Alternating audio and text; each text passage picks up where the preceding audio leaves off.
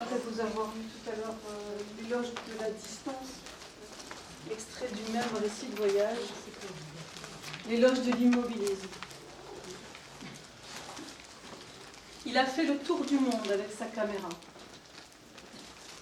Il a vu le lac Baïkal, les grandes plaines de Mongolie, la muraille de Chine, les chutes du Niagara et celles d'Iguazú.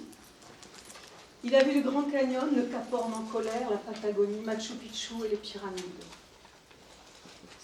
Pour la petite histoire, c'est un copain à moi qui était un des caméramans de l'équipe d'Ushuaïa. Il est revenu chez lui, ou chez nous. Il a filmé son pays. Et il dit, ça me suffit. Il suffit d'ouvrir les yeux. Je lui demande, qu'est-ce qui t'a ouvert les yeux? Parce que j'ai fait exactement le contraire. Je suis restée dans la montagne, isolée, à regarder d'en haut vibrer ce même pays, à contempler sur 360 degrés les milles tremblantes du paysage, chaque jour différent et à chaque instant plus vivant. Je disais, inutile de se déplacer, le voyage intérieur est infiniment plus enrichissant. Je restais dans cette pièce de 8 mètres carrés, même pas, au mur blanchi, avec un tableau en face de moi, de l'abstraction lyrique.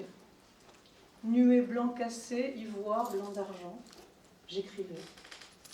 J'écrivais des abstractions, des nouvelles de monde au-delà du monde. J'ouvrais les yeux intérieurs, les yeux du cœur.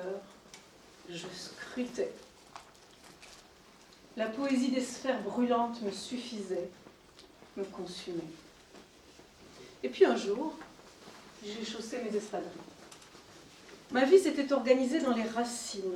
Impossible de les arracher sans arracher des cœurs. Je suis partie par morceaux. Pas le tour du monde en 3 ans, mais en 20, en 30 ans, par petits bouts. 15 jours d'Afrique, 3 semaines de Canada, 10 jours d'Asie, 3 semaines d'Australie.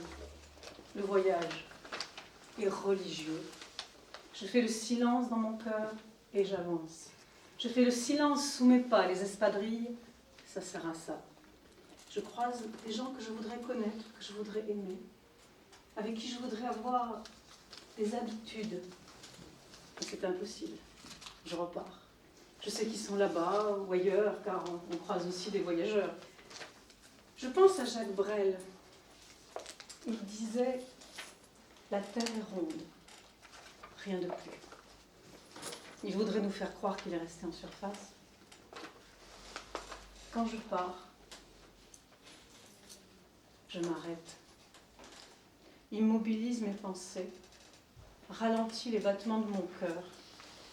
J'écoute de tout mon sens et surtout du 6e. Je voudrais vivre la terre entière. Quand je reviens, c'est décidé. Je n'aurai plus d'adresse. Une adresse ne me suffit pas.